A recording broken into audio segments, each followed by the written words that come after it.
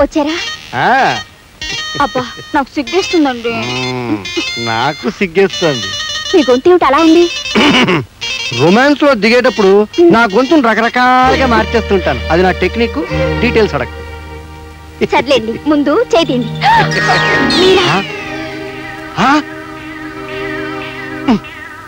ఎప్పుడు రావాలో ఎక్కడికి రాకర్లేదు తెలీదు. Useless fellow. ఆ విషయం మీకు చెప్పాలనే అమ్మ నన్ను ఇక్కడ తీసుకొచ్చింది.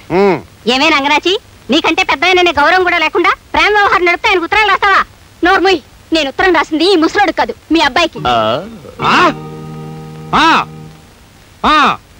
ఆ విషయం నాకు ముందే తెలుసు. అందుకే పరీక్ష పెడదామని వచ్చాను ఇక్కడికి. భుజాల మీద చేతి వేసుకుని పడగడ్డాక పగడం పరీక్ష?